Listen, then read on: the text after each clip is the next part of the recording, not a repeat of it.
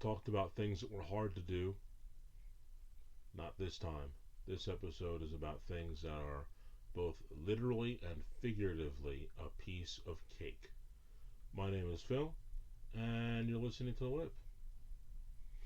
Okay, like I said, this episode is going to be based about things that are easy to do, or a piece of cake. But like I said, I'm literally going to be using this as literal and figurative. I'm actually going to talk a little bit about cake, as well as things that are easy. So it's sort of a combination deal. The best of both worlds, if you may. Sometimes you get fortunate with the way you think about how you want the show to start, and, well, it turns out that the term fits for both pieces that I want to talk about. Now, the fact that today is April 28th, 2026, just so happens to be a week away from my birthday, which is kind of interesting. So, yeah, I'm just going to be older and hopefully wiser in a week. But we'll figure all that out when the week is up, huh? In truth, I can certainly say that being Hitman years old was a lot of fun. 47. But it's time to move on. Get to 48, hopefully. And then, oh boy, I get really excited when I think about 2 years from now. I'll be on the precipice of being 49 years old. Just shy of 50, but more importantly, 49 itself. As a 49ers fan, that's a pretty cool age to be, I would think. And I've actually already thought about it in my head. I haven't bought a jersey for the 49ers since, wow, 2018 when I turned 40. And my goodness, that was a Jimmy Garoppolo jersey. Good old Jimmy G. And, well, I'm thinking I'm going to do my best and hold the right to reserve not buying any football related merchandise this year, and actually buy a couple of 49er things next year when I turn 49. That just seems to be the way to go, and I think that'll be fun to do personally. Having that in my head, probably since not a lot long ago, maybe a week or so, that popped in my mind. Did I want to do something like that? Do all 49er stuff, or do 49er things when I turn 49? Just seems like the right thing to do. It truly does. But on that same note, we have to get there, right? And in order to get there, we got to get through 48, which is next week, like I said. And I need everybody to understand just how important my 48th birthday is to me, because there is something that is going to occur during that time. It's something that I missed out on in 2020 and didn't think about it until the next day, the day after my birthday. Now, by telling you that, well, my birthday is next week to the day as I record this episode, that date is May 5th, Cinco de Mayo. What's today's date on the calendar? The day of the week is Tuesday.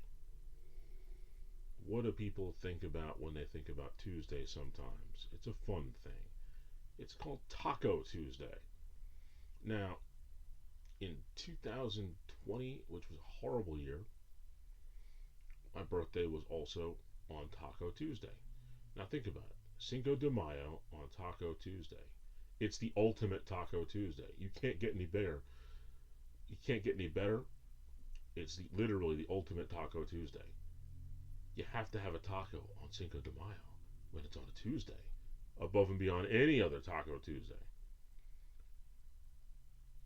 And for some reason, I let it slip through my fingertips. I forgot to even really register it until the next day when I noticed that, oh man, my birthday was the ultimate Taco Tuesday. And so I've been anticipating May 5th, 2026 for at least 4 years. Once I realized how I missed the opportunity to have a taco on Taco Tuesday and it be Cinco de Mayo, my birthday, May 5th, which again is the ultimate Taco Tuesday. I'm not going to miss out on that this year. No, no, no. Like, of all the things that I do on my birthday, the one thing that I anticipate above and beyond anything else is eating a taco on my birthday, which would be, I can't say it or stress it enough, the ultimate Taco Tuesday. I certainly hope that all of you enjoy a taco on that day as well as I. I'm gonna, needless to say, have to do a recording on it because, man, how can I let that pass, right? It just doesn't make any sense. And I'm not gonna let that slip through the cracks. Not this year. It's gonna be among the first few things that I do all day is gonna be having that taco on my birthday. It's just the way it's gonna be. Like, there's no ifs, ands, or buts. I'm going to do that above anything else. You know how they say priorities are important, right? And that to me is going to be a priority for my birthday. Have a taco. Now, I'm going to ring the bell and I'm going to talk about things that were a piece of cake. It's time for the main event. A few weeks ago, I did in fact do a show about things that were really hard for me to do.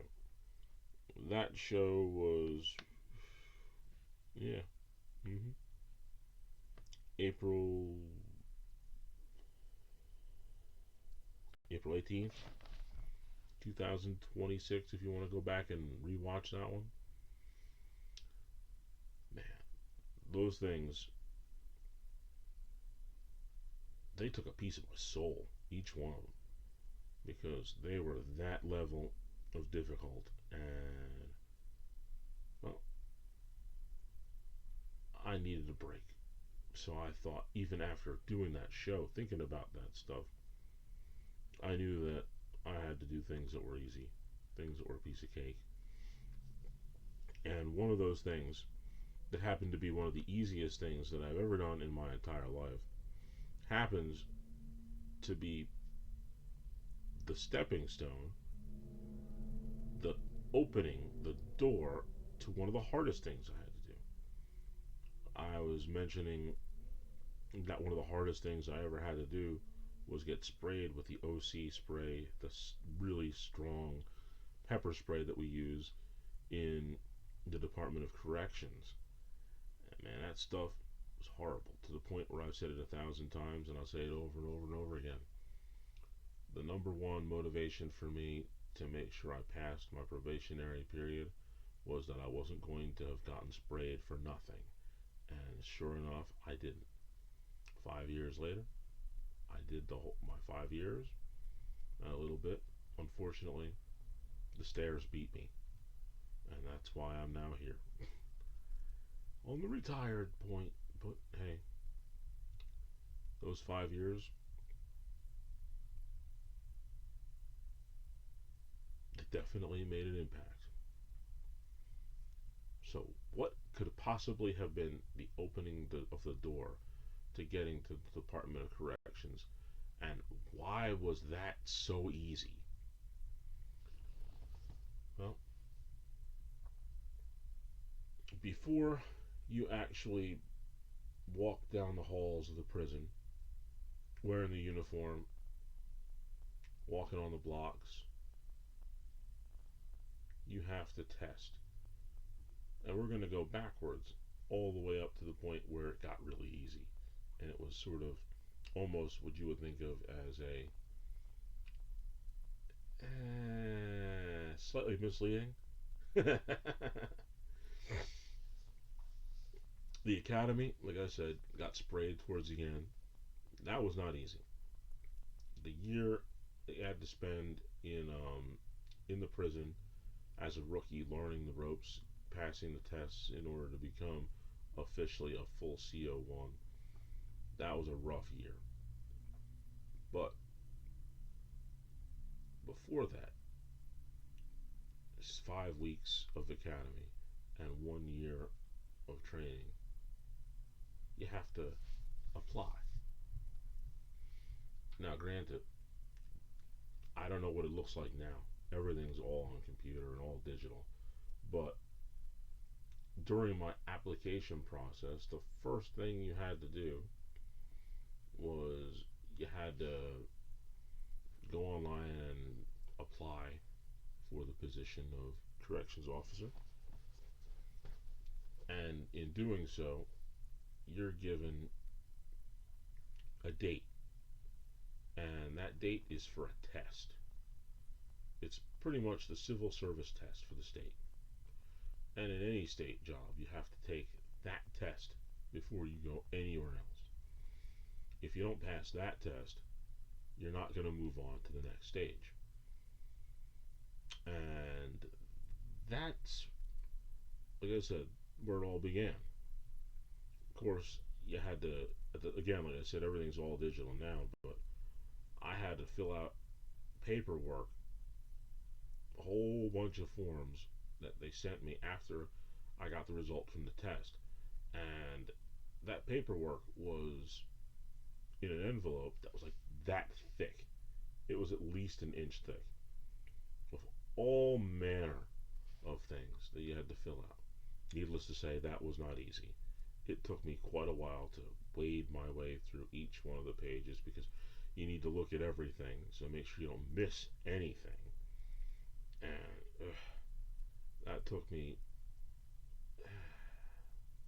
between reading each and every letter and every period, comma, and exclamation point inside that paperwork, and then taking my pen and having to write down every answer that they wanted me to write down, and then I had to make a few phone calls in order to get references. That was not easy at all. But again, remember, the civil service test. That's where the entry point of getting a job with the Commonwealth of Pennsylvania was. And I can't speak for what that test looks like right now in 2026. I took the test in November of 2020, of 2016. That's when I took the test.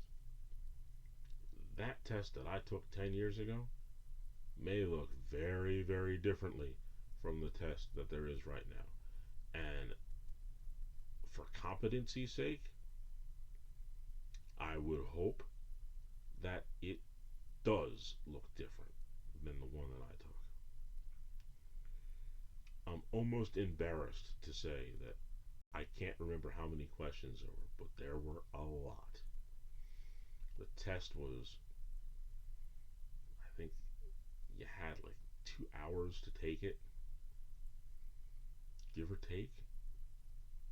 I don't think it was more than 2 hours. Right? If it was, it might have been 3, but I highly doubt it was that long. Can't remember. But it didn't take me 3 hours. It didn't take me 2 hours. It didn't take me 1 hour. In fact, if memory serves me correct, I was finished with the test in about half an hour. Then I actually did something that I had never done in any test that I ever took in high school or in middle school or in grade school. I actually went back and sort of questioned myself, do I like all these answers? I mean, I blew through this thing kind of quick. In my mind, it's like, it can't quite be that easy, could it?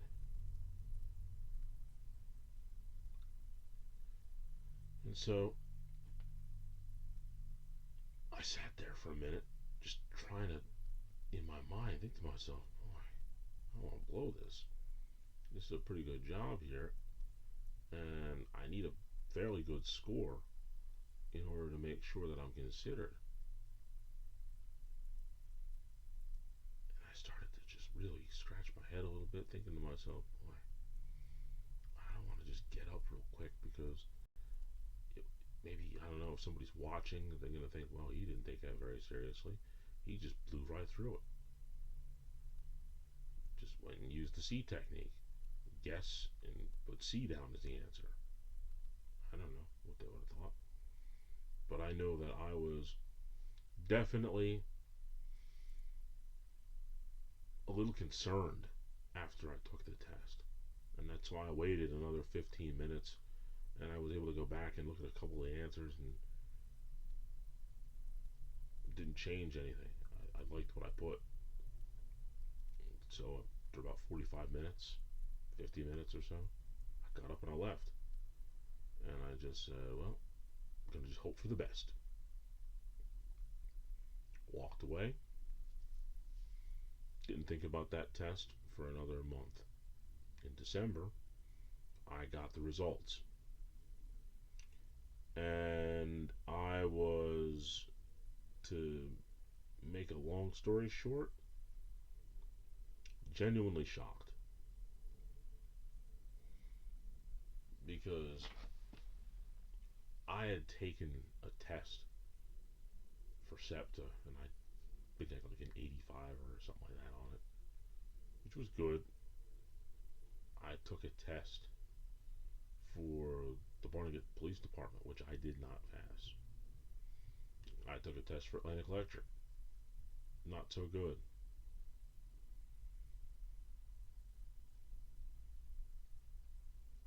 I even took a test for the city of Philadelphia when I was working at the when I was trying to get to work for the department which fixes police cars. I did pretty good on it. I believe I was in the middle 80s on that test. And to my surprise, when I saw the number that I got on that civil service test, I was almost sick because I was both pleased, amazed, and shocked to discover that I got a 98. A 98 on this civil service test. Like, how do you get a 98 on a test like that? The answer? I paid attention when I was in fourth grade. I understood how to add and subtract. I can read above a fifth grade level. And I can read and write the English language. That's pretty much the only things that were abundantly clear when I was taking that test. That I had all those simple prerequisites. And I took the test and I got a 98. Like, a 98. Truly, that was the easiest test I'd ever taken in my entire life. Like, I've had spelling tests when I was in grade school that were more difficult and had both a combination of way less questions, so you had to make sure you got more of them. You couldn't get but so many wrong. This test had a bunch of questions on it, and apparently I might have got one wrong,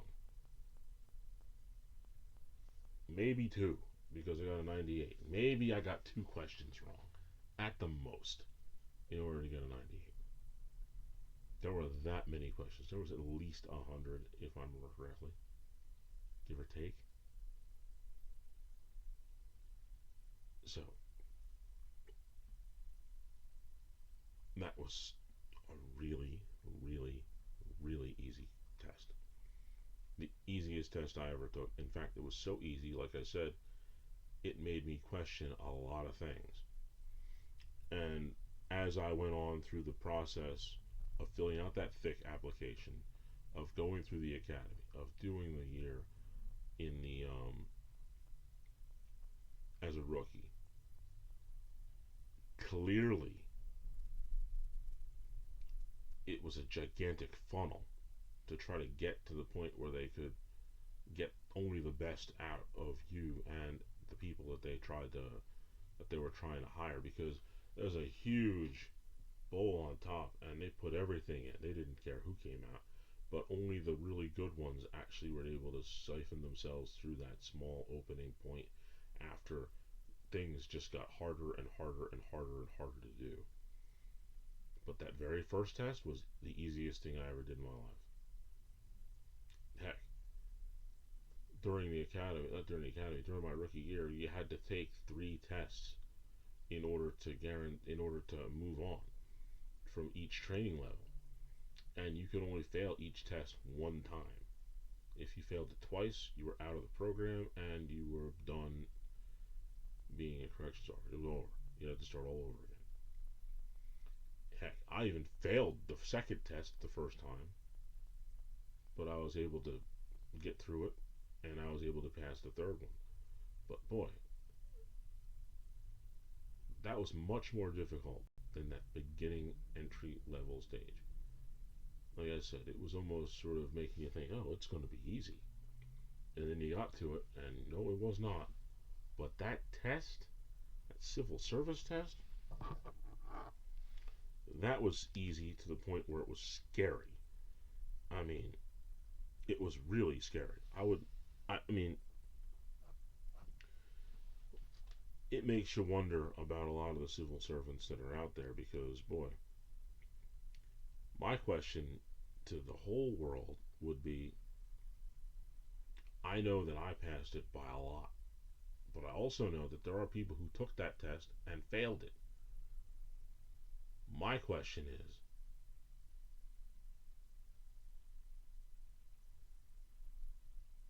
how could you have failed that test? Except for the things that I said originally. You must not have passed 4th grade. You must not be able to read at least a 5th grade level. And you probably can't read or write at all in any language. It's the only possible way you could have failed that test. And to think that there are people who do, or did, I mean, just, I don't know. It's a hard one for me to swallow. It really, really is.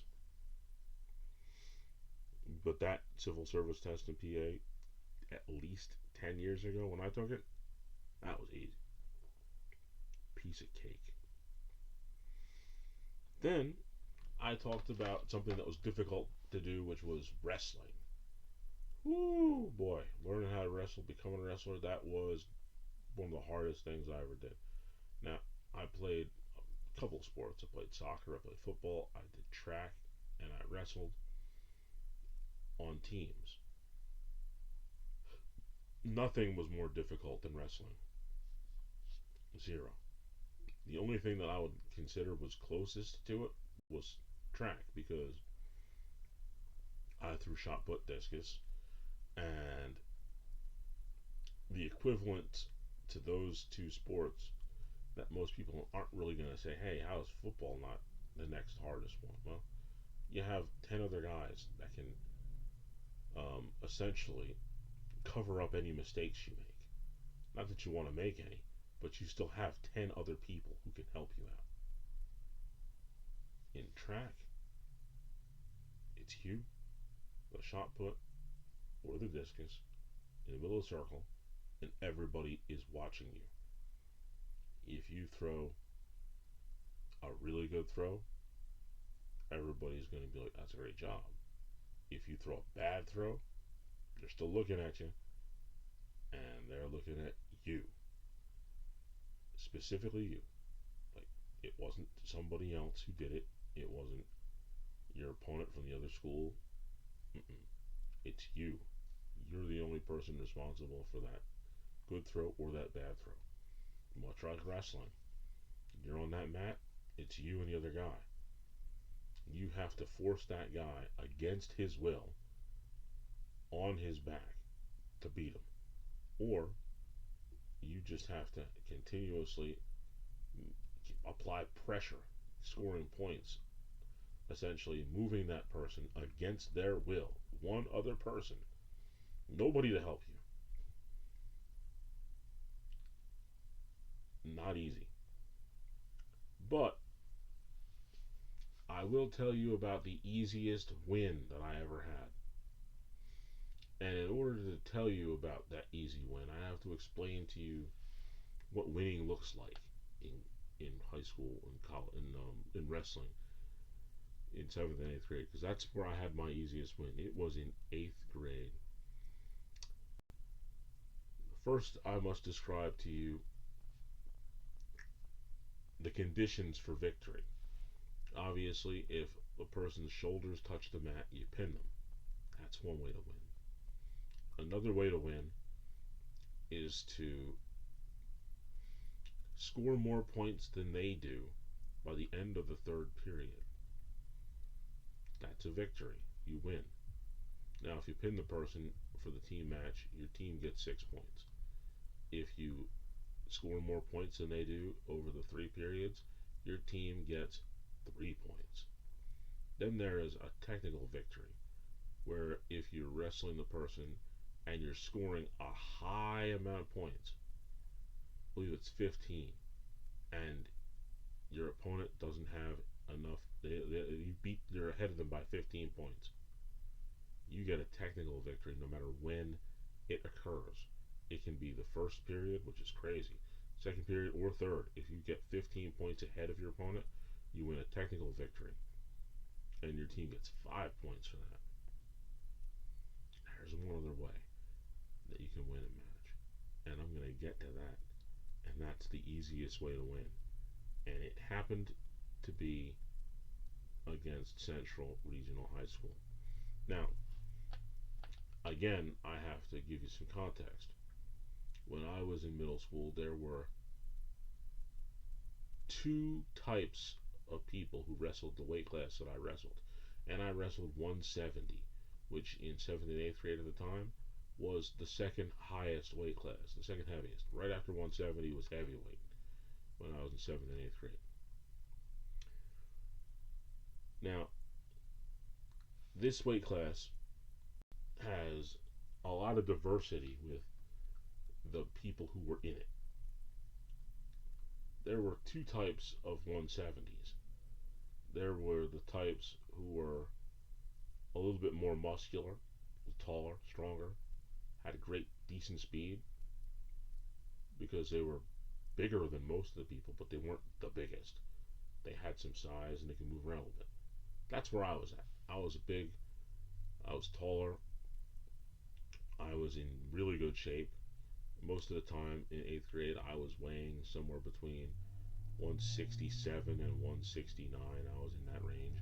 I never had to drop any weight, but I never really had to worry about gaining a whole lot of weight, except for when I got sick and went down to 163. It was crazy. But that's a story for another day. Then there's another type of 170 that was out there when I was in 7th and 8th grade.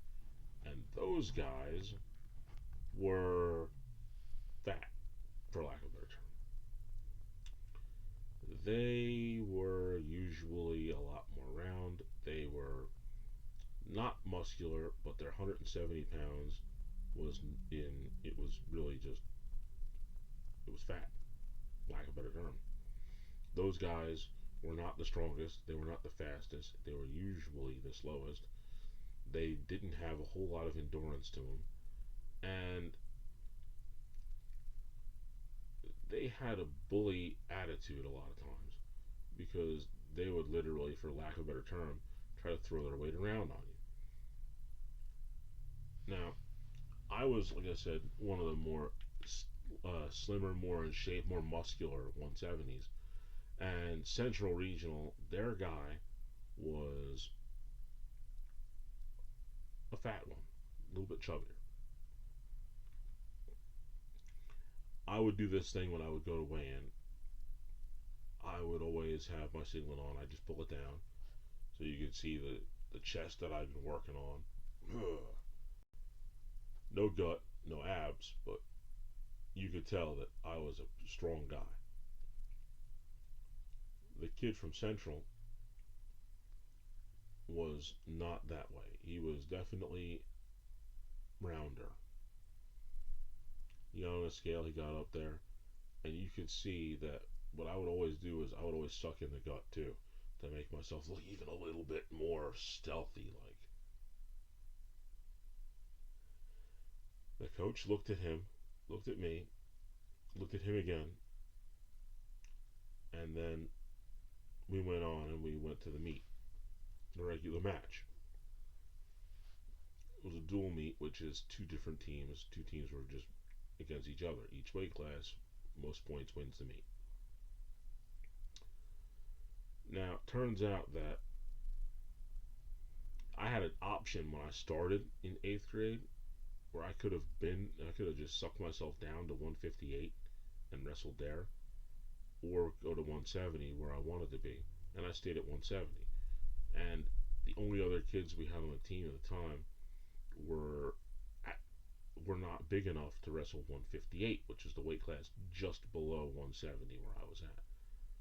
Now the weight class below that, we were loaded with people. We had, and that we had was he was one, two, we had three guys who wrestled the weight class below 158, which was 148. So it wouldn't make any sense for a kid who was wrestling 148 to try to sky themselves up to 158 because that's a 10-pound swing. That's a lot of weight. And usually the guys who were wrestling weighed 148 were only going about 145. So it wouldn't be fair to send one of those kids up to 158 because they would be wrestling guys who were bigger and stronger than them. And so we usually would end up forfeiting 158. And so the forfeit for 158 came up. And then it was my turn. Okay, I got this kid. He's coming up. He's going to be my opponent. I'm going to do what I do. At the time, I ended up being ranked third out of the 170s when I was in 8th grade. And sure enough, I go out there. I'm ready to go. And the coach doesn't send his kid out.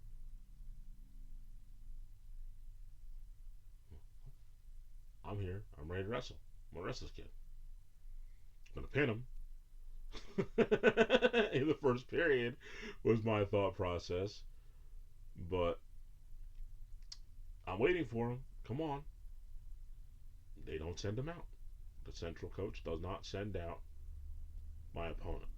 So the referee grabs my hand, raises it. Southern wins. It's the easiest win I had.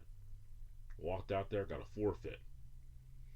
What that means is they didn't send an opponent out there. They had nobody that wanted to wrestle me. The kid who was legitimately able to wrestle me did not wrestle. Because of what I learned later on, fear. He was afraid. He didn't want to wrestle. And the coach acknowledged that and accepted that, and he didn't. And so I got the win. Easiest win I ever had. Now, it turns out that this kid gained a little bit of guts throughout the rest of the season because a lot of the 170s during that time had a horrible nightmare that happened to us because there was a good 12 or 13 170s throughout Ocean County at the time. And when it came to the Ocean County Championship, there was nobody there. I mean, there was just four of us. It was a weird situation because I had beaten one guy and I had lost to one guy and I got the forfeit to the other guy. So technically, I was 3-1 against these guys. And it turned out that the other guy, the guy who beat me, didn't beat the guy that I beat. And he beat the kid from Central, so he was also 2-1 against us. And the funniest part was the eventual champion was the guy that I beat, and he beat the guy that kept beating me, and he also beat the kid from Central. So he was 3-1 amongst the crew.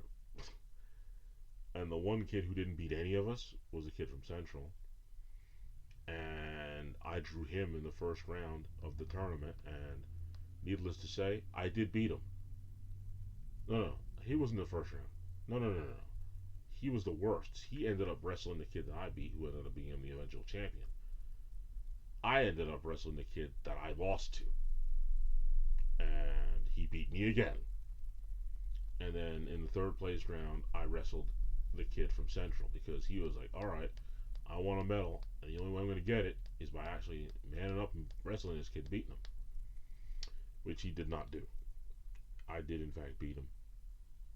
But because of my arrogance, and I'll have to admit it was arrogance, looking at him as an inferior opponent, I didn't pin him like I should have. I actually ended up wrestling this kid all the way to the third period where I beat him by points. And in my mind, it's like, I was 13-6. I pinned, of those 13, like 11 of my opponents. I only went the distance with two. And those two were that kid at Central and the kid from Pinelands. And both of them were on the fatter side of the 170s. And I had a problem with guys like that. The stronger ones, I just went in there and it was like two bulls just going at it. But my mind went to the point where it was like, yeah, I'm just better than this guy. And because I thought like that, I didn't put the full effort that I should have. And it showed on the mat because I didn't win the way I should have, decisively. Some people would say I was playing with my food. Essentially, that's what it was. Instead of just putting this guy away when I had the chance, I didn't. And as a result, that easy victory that I had because of the forfeit should have been an easy pin. Instead, I ended up wrestling, 5 periods between the two matches, when I should have been only wrestled 3, because the kid from Point Borough, which was the kid that beat me, he should have I should have beat him first of all, but I didn't. And because he didn't, he beat me in the second period. But the kid from Central, I should have pinned him. And I should have pinned him in the first period, I should have pinned him in the second period, and I should have pinned him in the third period. And I didn't. First period, I had him going. He started off aggressively. I had him to the side. I had him on his back. I should have beat him, but I didn't. Second period, I played with my food. I should have pinned him. Should have thrown him in the headlock, which is what my move was to end most of my matches. But I didn't pin him. Third period, I knew I was winning. But again, like I said, just the arrogance just danced around. I should have pinned him, but I didn't. So I ended up beating him by points.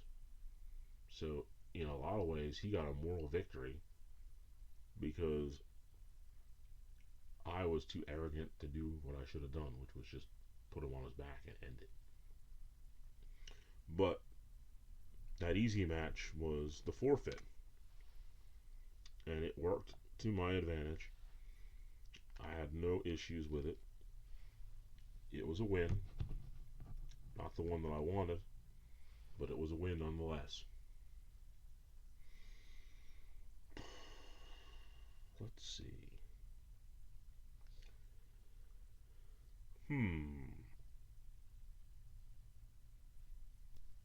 Something else that's really easy to do. Piece of cake. Simple as anything.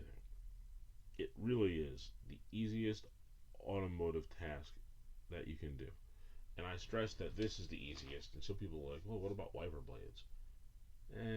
There's so many different setups to wiper blades that, yeah, it's not hard, but sometimes you got to take a minute to figure out which clip you need in order to put the wiper blade on. You can get the right size blade. There are little things you have to do that make wiper blades a little harder than what I'm about to talk about, which is really easy.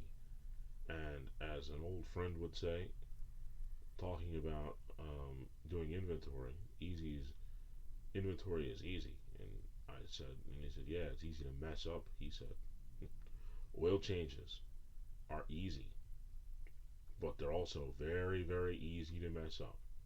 So it works both ways, just like cake. Piece of cake. Oil changes, so easy, but so easy to mess up. I mean, they are so easy to do, but they are so easy to mess up. And if you mess up on an oil change, you're talking about total disaster. It's one of those things like if you do the easy operation and you perform it the way it's supposed to perform, your car will last forever, just about. But if you mess up doing the easiest procedure that there is, you could destroy the car. Destroy it. And you could destroy it quick. And I mean, quick, quick. How do you do an oil change? Well, there are two ways I could describe to do an oil change, but I'll describe three. How does that work? How am I saying there's two ways to do it, and I'm going to describe three? Well, the first way is if you work in a shop. You put the car on the lift. You lift the car up. I'm not going to go into those other little checks. I'm just strictly talking about the oil change. First thing you do is you put the car in the bay, the lift. You take off the cap, the oil cap. Put it on the side after you open the hood. Then you put the car in the air. You get whatever wrench or socket, I always like to use socket, to break the bolt, the drain plug from the oil pan. The oil runs out. While the oil's running out, you can pretty much have acquired the oil filter. Depends on what kind of oil filter you need, but either way, it's still going to be easy. There are the paper cartridges, and then there's the metal cans, which have, how about that, a paper cartridge inside. But with the metal cans, as the oil is dripping out of the drain plug, you then get your oil filter wrench or large enough plier to get around the oil filter, to unscrew the oil filter, and the oil is going to drain into the drain that you're going to use. You put the filter in the old one. Then you go and you put the new filter on. You put the drain plug back in. You lower the car. You fill it up with the recommended amount of oil, and you put the top back on the oil. You put the oil on, the cap back on the oil. You start the car for a second. Let it run for just a second so that the oil can then circulate from the oil pan into the engine. turn it off. You don't need to be on long, just a second or two. Then you go back out, pull out the dipstick, make sure the level's correct, back it out. Now, how can you mess that up? I'll tell you once I'm done telling you the other ways you can change it. Other ways you can do it is if you have a car at home and you're just outside, you jack up one side, put a jack stand underneath, jack up the other side, put a jack stand underneath. Of course, you begin with opening the hood and taking off the oil filter cap, the oil plug, the oil cap, of course.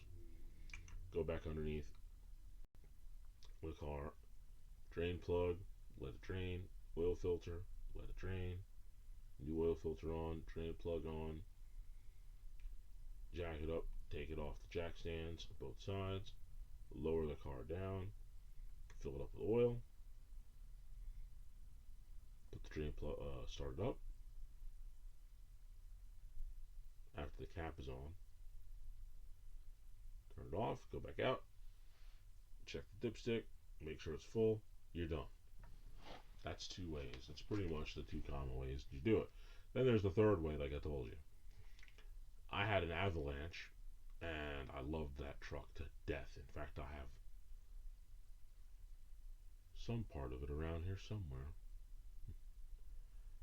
But with the Avalanche, you do the beginning steps. You open the hood, undo the oil cap, but don't have to pick it up off the ground because I was able to squeeze underneath. I fit underneath. I never had to lift it up unless I was in the shop. And even then, if I really didn't want to, I could just crawl underneath. It wasn't a big deal. The truck was high enough up and it didn't have the thing I hate the most about trucks, what people have is step rails. So I could just slide underneath, crack the drain plug, oil filter, oil drained out, new oil filter, drain plug back on, fill it up with oil, cap back on, start it up, check the oil, right level, done. Easy. Very, very easy. But remember how I said, my friend said, just like when I was talking about inventory and I said that's easy to do, and he said that it's also very easy to mess up. Well, I'm going to tell you how easy it is to mess it up. First of all,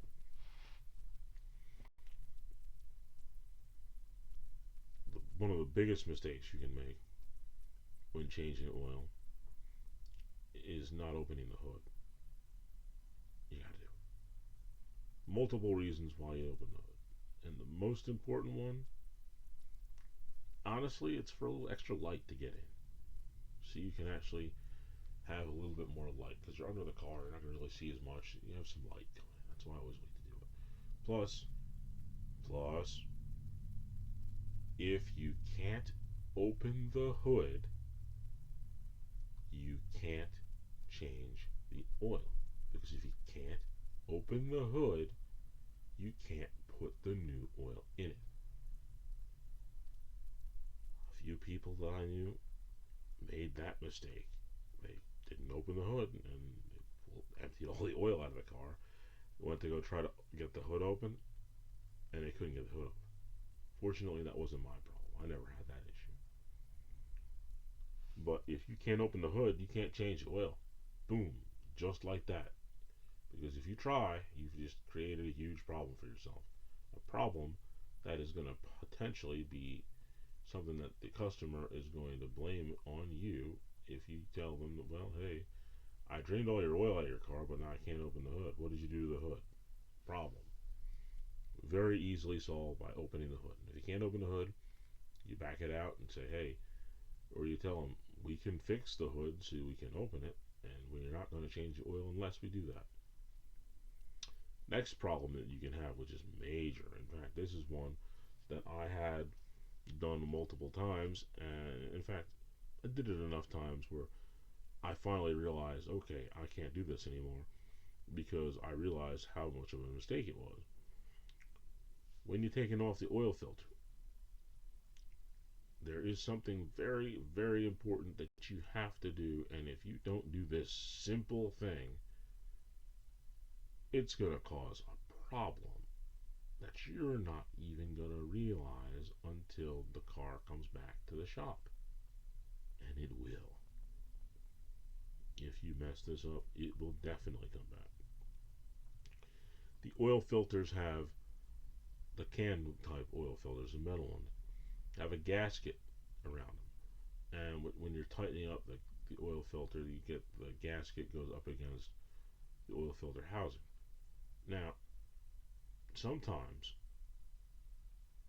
more often than you think, when you go take that oil filter housing off, or you go take the oil filter off, that gasket stays on the housing if you're not paying attention. You gotta always look at the oil filter to make sure that the gasket is there. And if it's there, you're good. If it's not, it could be around the oil filter housing. And if it is, and you put the new oil filter on while that gasket is there, the double gasket will not allow the oil filter to seal the way it's supposed to. And once the vehicle starts running, the oil will not stay in it. And it's just a matter of when all the oil comes out of the car, but it will come out. And that car will come back on a tow truck because, whoa, something ain't right with my engine. You blew it up because you just didn't, because you double gasketed the oil filter. Big problem. I did that a couple times. And when I did it, I was really, ooh, of course, I was able to notice it when all the oil fell out. First of all, I was smart enough, and the vehicle gave me the indication right away that it was double gasketed when the oil was leaking. It was not a good thing. I'm glad I caught it and didn't just rush through it and back it out and blow up these people's engine. But to this day, in my sheds that I have out here, the one my toolbox still sits, I have a couple of oil gaskets that are that have keychains around them. Those paper keychains that you get from the shops. When I made that mistake, I immediately got one of those keychains. I put the gasket put the keychain around the gasket, and I wrote on it what vehicle it was, and I kept it in my toolbox so that I would always remember, okay, I messed up on something really, really simple. And I have like two of them out there, two or three, that I did it. And I was like, oh, nope, can't mess that up. Another thing that you can do to mess up an oil change very, very easily is, remember that step when I said to take the oil cap off and then you start the car after you put the oil cap back on, you start the car? Well, you know what can also happen? You can forget to put the oil cap on if you're rushing and you start the engine. Oil will come out of that like a volcano. Getting oil all over the engine, getting oil all over the shop, it's a problem. I did that a couple times. It's a problem. It's not fatal, but it's definitely, it's a mess. A mess that you gotta clean up. Real easy to mess that up. One of the other things that you can do to mess up an oil change, as easy as it is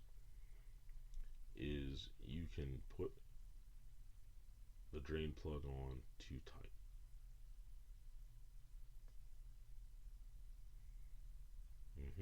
If you put that drain plug on too tight, just like if you put the oil filter on too tight, both of those are a problem.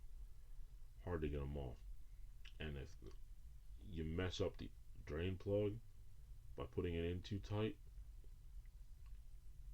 that car will not drop a single drop of oil for 5,000 miles or 3,000 miles or 7,500 miles, whatever the length of time is. But then when that car comes back into the shop and you have to get the oil change done again, you're not going to be able to get that drain plug out so easily. And sometimes, if you over tighten those drain plugs to a point, you're going to mess up the internal threads of the drain plug, and you're not going to be able to get that sucker out, or you're not going to be able to put it back in.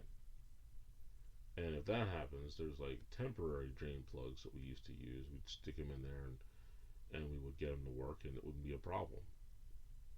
But the only real solution to that, when you mess up the drain plug, is you need an entire new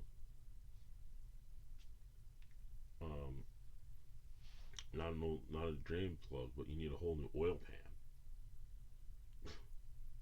Because those temporary little bolt things we would put in there sometimes, they're good for short periods of time, but realistically, it's a band-aid on a broken leg, because sooner or later you're gonna need to replace the drain plug, the drain, what do you call the oil pan, and it's all because you tighten the bolt too much.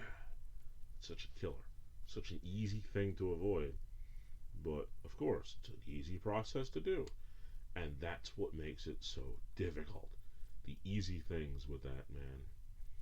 But it's a real easy process, and if you do it, like I said, you change your oil all the time, it's going to be a wonderful experience, and you're going to have your car for a long time. But oil changes are very easy to both do, and they're easy to mess up. Really a piece of cake. I made a lot of money doing oil changes. Now, we're going to talk about cake.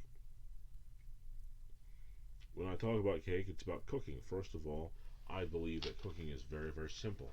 It's not as complex as some people think it could be. I mean, personally, I do a lot of cooking. Like one of my favorite things that I possess, an $1,800 knife set.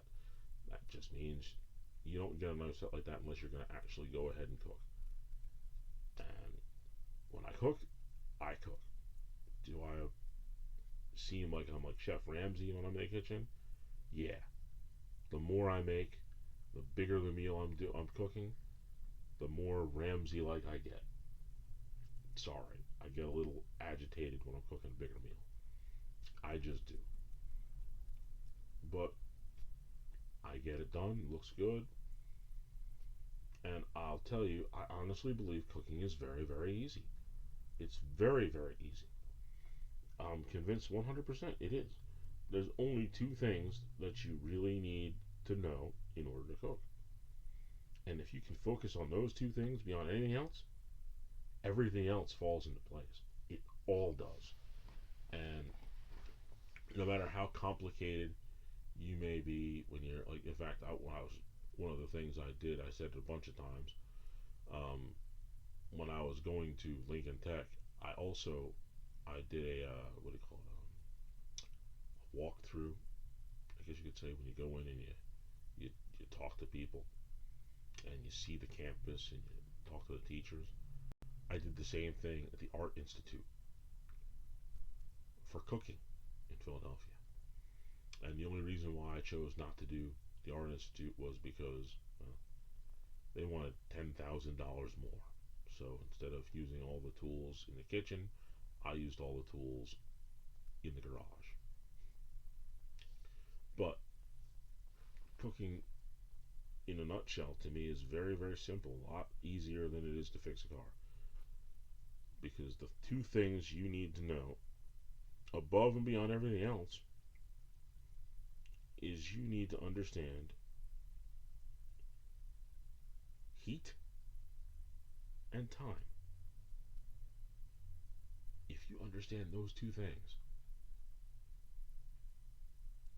the rest is easy. Because those are the two big things that mess up anything you're going to make. Heat and time. If you don't have those two things down right, you can't do anything. But if you get them perfectly, you'll be able to cook anything. It's that simple. I mean, some people are like, oh, but what if you're not smart with the ingredients? Well, guess what? It's besides the point. You can literally decide that you want to put no seasoning on anything whatsoever.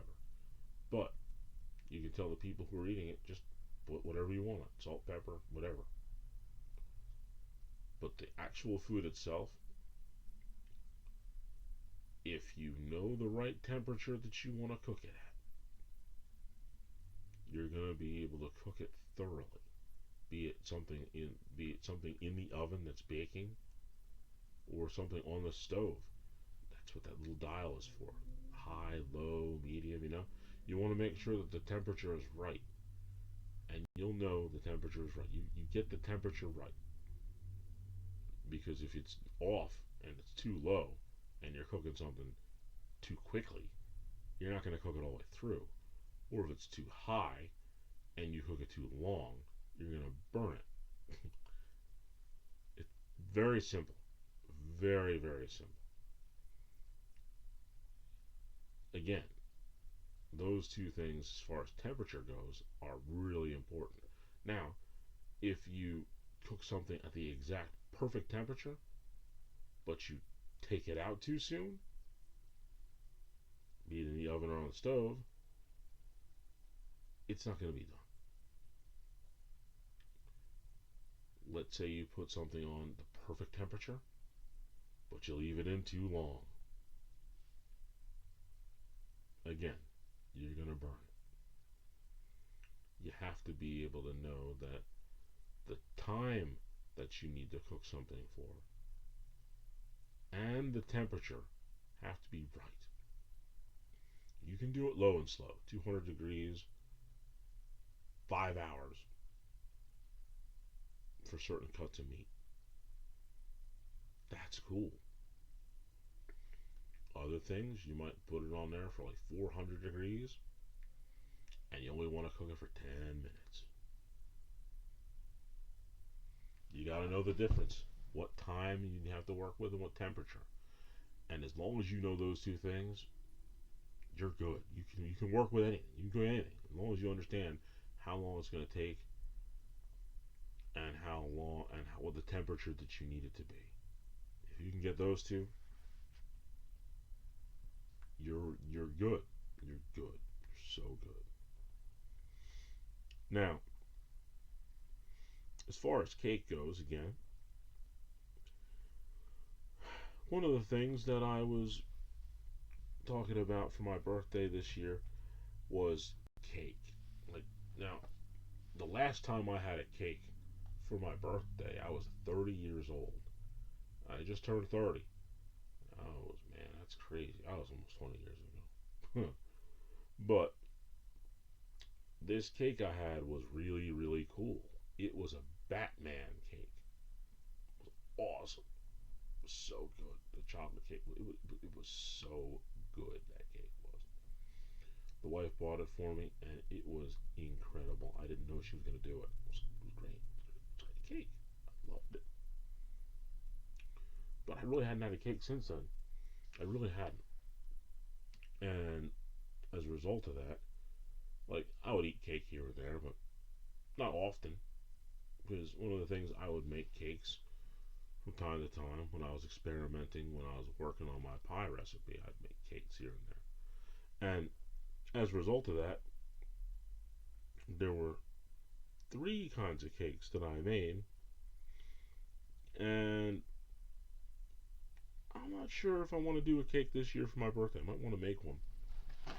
I've been thinking about it. But I have a 4th option. Now, the one cake that I had considered making, and I hadn't done it in a while, like I said, these cakes were actually being made. I don't think I've made any of these cakes in, again, 27,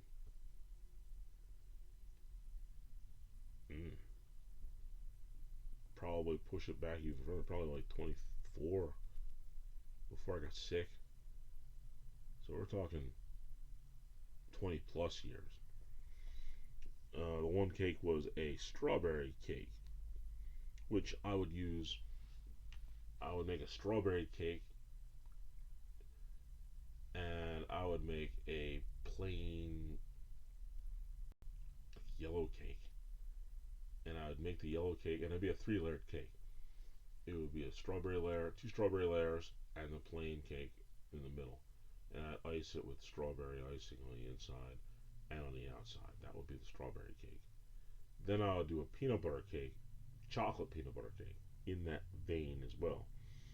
I would do a chocolate layer, peanut butter for the icing, peanut butter icing, and I would do a plain yellow cake in the middle, and that would be iced with chocolate icing. Excuse me. And ultimately, those would be two of my favorite cakes to make. Then came what I called the diabetic coma. But of course, I called it that. That was my title for it. But when we were doing it at ShopRite, they called it a totally different thing. They called it a brownie beast.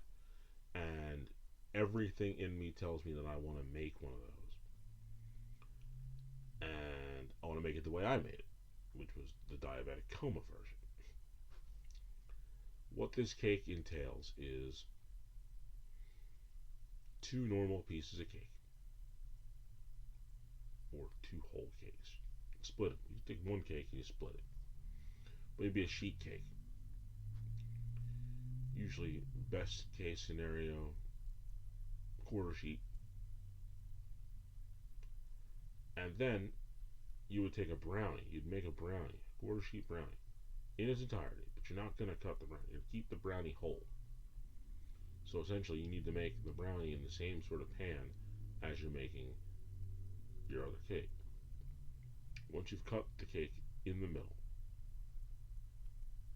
the regular cake, the white cake, yellow cake, whatever color you're going to use, you then ice the inside with what I would like to use is straight up unadulterated peanut butter on top of the brownie. Then you're going to use a little bit of chocolate icing on the cake on the bottom. So it's chocolate icing on the bottom of the white cake, brownie on top of that, a little bit of peanut butter on top of the brownie, and then you top it off with the other piece of cake on the bottom, on top. So now you have cake, brownie, cake, peanut butter, brownie, chocolate icing, and then it gets scary. What do you want to use? Because this is going to be a really rich cake, and it'll knock you out. If you have diabetes, you're going to die. Don't eat this. But what I would do after this point is I would decide, if it was me personally, I like them a little rich. So I would go with chocolate cake, chocolate icing. Ice the whole thing in chocolate icing. If you want to be a little bit more, a little less rich, I would go with a vanilla cream icing or a buttercream icing, something a little lighter. But you still have to have the chocolate and the peanut butter and the brownie on the inside. This is a heavy, heavy cake. And man, it'll knock you out. But every bit of it is worth it. Every bit of it is. It just really, really is. So literally, we're talking cake. But now on that same note, I believe, like I said, I may go to the fourth option, which is most likely what I'm going to do. I think that I've been wanting it for a while, and the last one I had was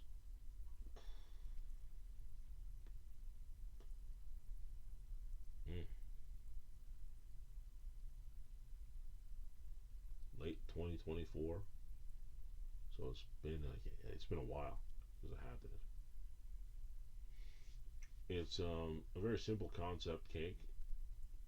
The one that I had last was from, of all places, Domino's, but I really enjoy it from Applebee's, and I think that I might want to go sneak over there and get one. And that's a lava cake. I love those chocolate lava cakes. They're awesome. If they're done right, they're great. They're warm on the inside, the lava on the outside. You open it up, and it just a warm chocolate and the inside just it's incredible. But to really make it to be perfect, the ice cream complements it. I prefer chocolate, but vanilla works too. And I'm thinking that's the way that I'm going to go as far as cake goes. When I decide to get a piece of cake, I think I'm going to get one of those lava cakes. Probably how it's going to work after my tacos or before my tacos. Both. I don't know. Figure it out. But I'm thinking that, like I said, that might be the fourth option and the best option, and that's probably the way I'm going to go. Lava cake.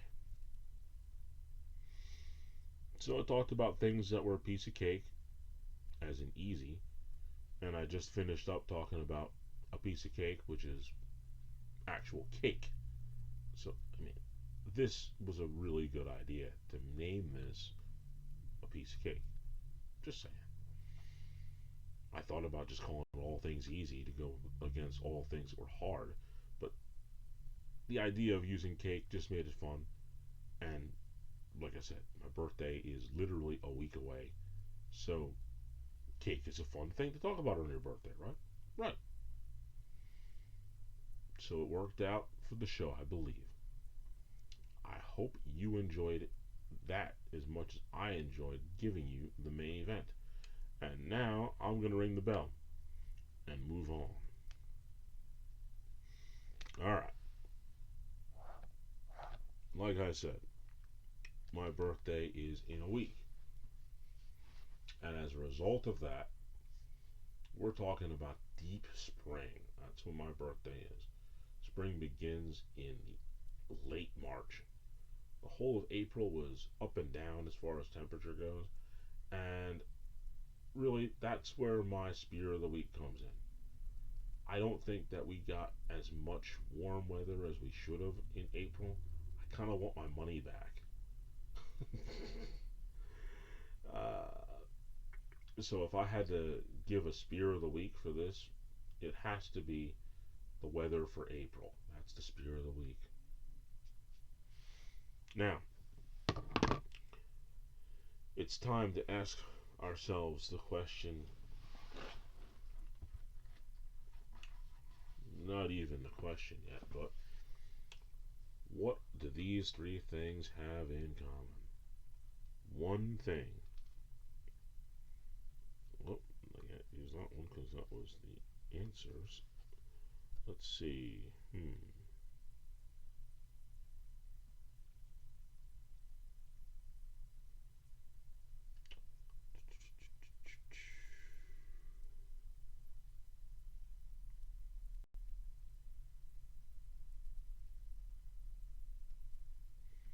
Let's find a good one.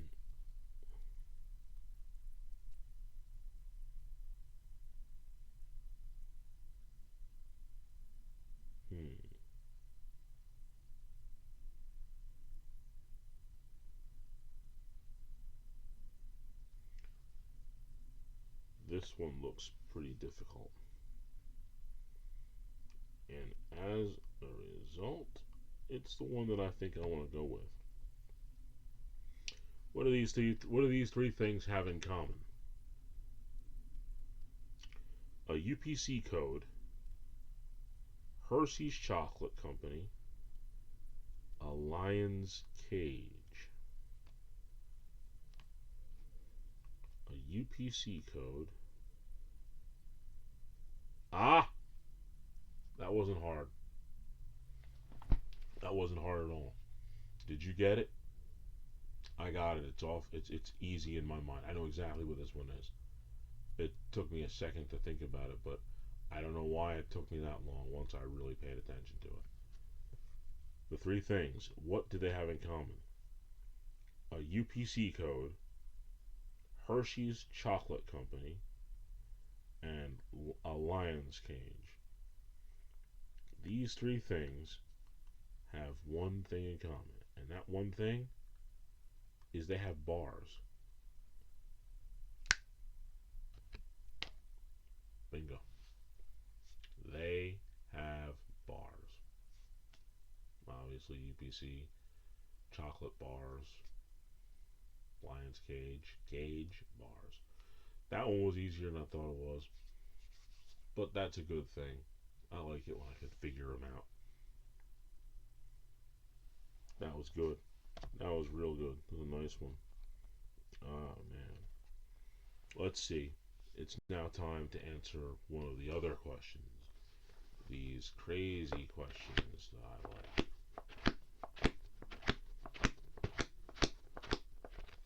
Let's see what we got here. Let's see what we got here. We're gonna go with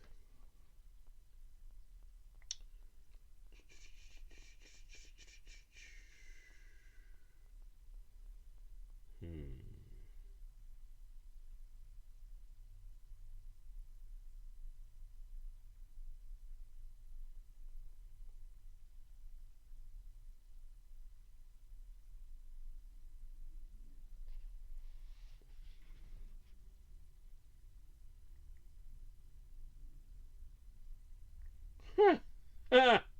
All right. I saw one that I liked, and then I found one that was better. I always love that. The question that I'm going to answer for you now is: have you ever baked your own cake? I just went over that in the main event, and the answer is absolutely yes. Absolutely yes. Not only have I baked my own cake, I literally had a slight side business where I did nothing but bake cookies and pies and occasionally a cake here and there, but mostly cookies and pies for the business. But beyond that, like I said, I baked lots of cakes, and I definitely did. I truly believe that that question just so happened to pop up. It's one of those things. It was easy. How easy was that? The question that just came right out, and it fit perfectly with what I was doing. I mean, you can't answer better than that. You can't. You can't. I ain't got nothing. I ain't got nothing about that. Nothing at all. Except for we're gonna just roll into the end because that was too easy. It was too good. Of course, it was easy. That's what we're talking about. Piece of cake. Really, that was a piece of cake. I can't believe that question came up. I love it. I love it. So it's gonna be Philip Henderson, 205. Oh, what is it? The Instagram is Philip Henderson. Oh man, I can't even think of it now because it was such an easy question that I had to answer before. I can't even remember the simple things. Gotta literally look for it. Isn't that a mess? I mean, seriously, that is a mess.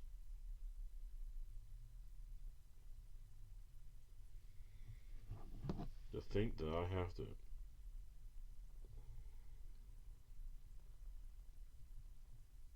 My goodness. Philip Henderson, 5102. That's how you can find me on Instagram. Philip Henderson, 5102. Crazy. Crazy town. That I forgot that because I was thinking about the easy question. Every once in a while, right? Of course, I'm going to now have a look here and see what we're looking at. Look at that. Look at that. The Lip. Join us. Join us. Join us. There is always room for one more. And my goodness, we need one more. We need one more every chance we get to get one more. It's a good thing. I can honestly say that the Lip group is doing, it's far exceeded my expectations. I never thought there was going to be even one person to join the group, but now we have 98. That's a lot more than I could have imagined. We're not talking about millions like some of the other groups, but We're a close knit group, and 98 is a nice number. But you know what's a better number? 100. We only need two more. That's it. But there's always room for one more. So when we get 99, guess what? There'll be room for 100. There'll be room for 101. There's always room for one more here at the LIP Facebook group. Always room for one more. And now it's going to be time for the words of wisdom. And I think that these are pretty good words. They make a lot of sense to me. Hey, which ones are we going to go with today?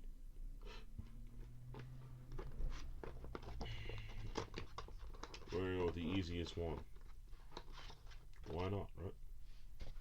It's a piece of cake.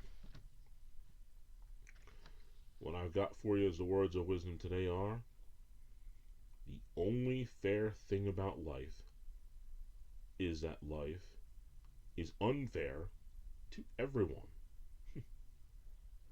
The only fair thing about life is that life is unfair to everyone.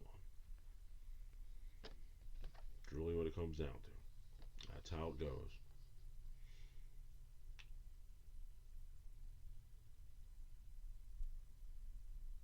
There is one more thing I did want to talk about. Oh my goodness. I had plans. Very dark plans. I had thought about it and wanted to try something a little different. So I did sort of a test run on a show that was going to be darker. But as a result of having some feedback from a few people who I used as feelers for it, it turns out that the darker show, well, it may be a little too dark. At least for now. Some of the subjects that I had planned on talking about on the dark show were things that I hadn't planned on talking about at all. And letting a few people in on what it was about and letting me think about it. The point was the dark show was only going to come out once a month. But realistically, it was kind of dark.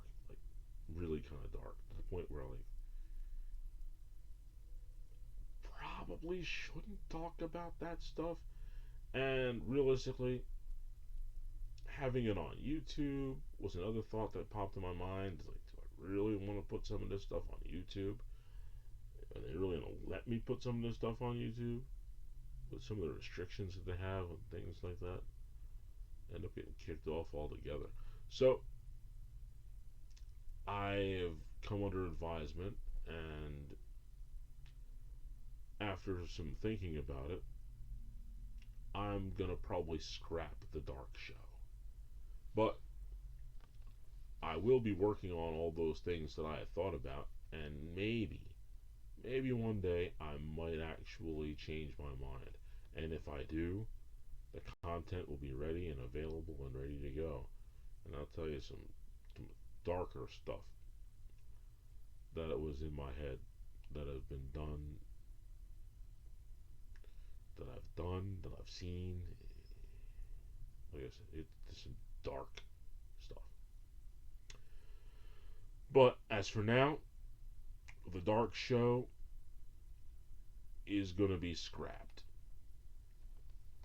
But don't worry, the normal lip show will not be going anywhere, especially considering that in the next two episodes, because right now this is episode 258. Yeah. The episode is going to come out on May 2nd. Then after that, on May 9th, episode 259. And then May 16th, which will be episode 260. Huh. Is there anything specifically significant about 260? I don't know. Maybe if you divide it by 52, Oh! 260 divided by 52 is 5. How about that? The 260th show will be the 5th year anniversary of the show. That'll be fun. Until then, my name is Phil, and you've just listened to The Lip. 5 years.